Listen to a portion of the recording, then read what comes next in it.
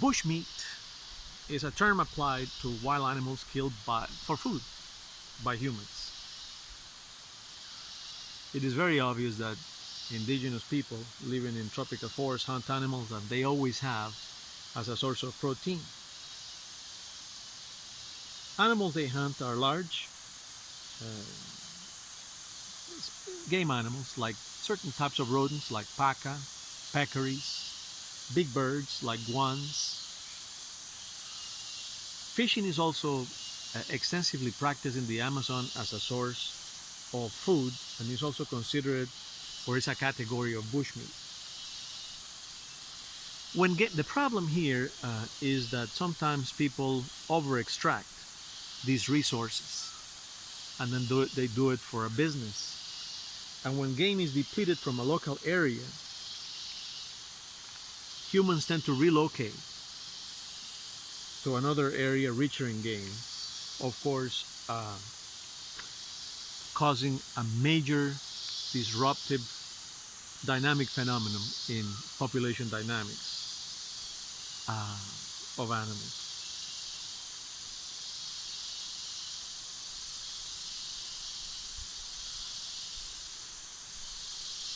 The killing of native animals in many areas, as I was saying, it's becoming a major problem because people are using now modern technology to do so. Guns and motor vehicles, boats, you name it. Bushmeat is lucrative because the demand for it in many countries for exotic food, as we were saying before, is increasing. And it has become a multi-million-dollar industry. It's known that approximately 1 million tons, listen to this, 1 million tons of forest animals are killed every year for bushmeat only in Africa. To talk about the American context, let's go to Brazil. And on the annual basis there, 67,000 metric tons of wild meat are commercialized, and this of course includes animals from small size, from squirrel size to about the size of a pig.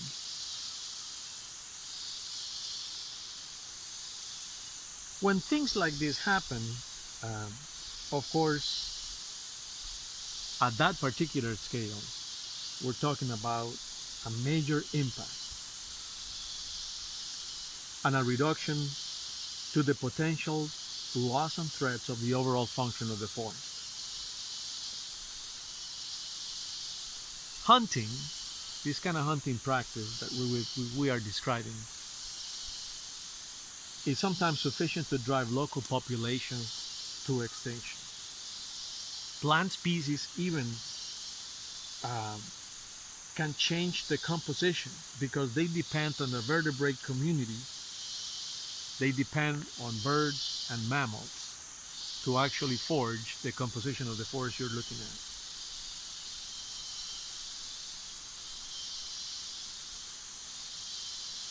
At this point, it's very difficult to predict with precision the long-term effects of hunting in forest ecology, and particularly on how the loss of animals will affect plant species richness and community structures. We just have to hope for the best.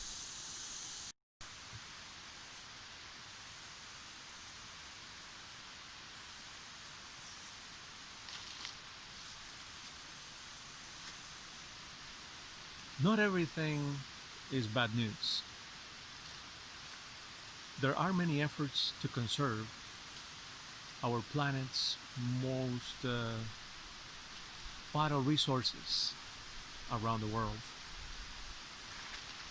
But I'm gonna just focus on Costa Rica and some of the initiatives we are doing in order to conserve these wonderful habitats we have throughout the country. Let's go back to to the 1970s, when the national park system was created, in an act of wisdom and foresight, the Costa Rican government authorities decided to create our national park, starting systematically in the 1970s and setting aside 12% of the land of the country, which is approximately 20,000 square miles, to national parks. Very slowly, national parks were being created, taking into account some of the biological fundamental aspects of each particular ecoregion, and of course setting aside the most representative ecosystems and life zones throughout the entire country.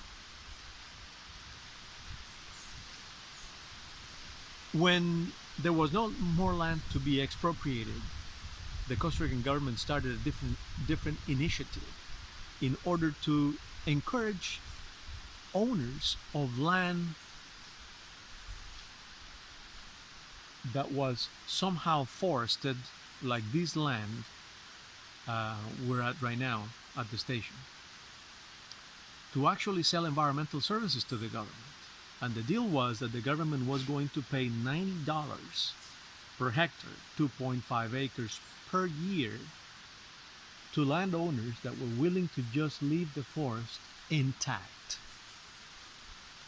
Many forest owners throughout the country say yes to the initiative, and they have between 10 acres, 5 acres, 50 to 1,000 or 2,000 acres that were available for the project. They sign up, and in recent satellite images of Costa Rica, we've discovered that we've increased the landmass protected from 12% to approximately 50%.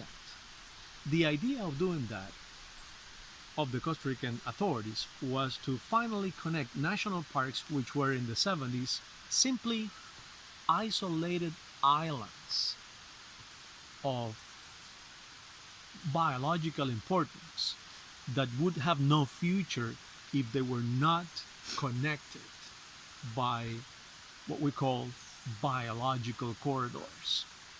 So these buffer zones, in the hands of private entrepreneurials, became indispensable, became instrumental to guarantee the genetic success of the national park system of Costa Rica.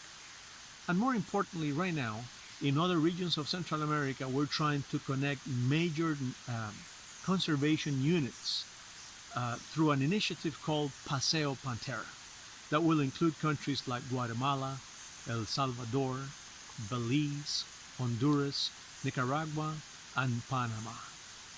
All these countries together are trying to create a biological corridor from the southern region of Chiapas in Mexico, which is all forested, all the way through the Darien Gap in Panama, and that will progress into South America. In Costa Rica, the creation of the national park system also drew in the possibility to create a tourist industry that would gravitate around the protected areas. In the course of the years, since the mid-1980s, when the tourist industry kind of boosted up in Costa Rica and became popular, a lot of hotels and lodges were opened in the vicinity of national parks and protected areas. This became a pretty good model to understand how well administrated this binomial would be: the hotel industry with the national park system. The national park system belongs to the government, and the hotels belong to the private sector. This binomial and the hotel infrastructure we end up building became so unique in Latin America that now we can host people from everywhere around the world and give them comfort and a unique experience to come and live and enjoy the tropical rainforest. This initiative has been instrumental, has been very helpful to encourage people to protect these natural resources and conserve them. We have substantially reduced deforestation. We still have some problems like hunting or poaching.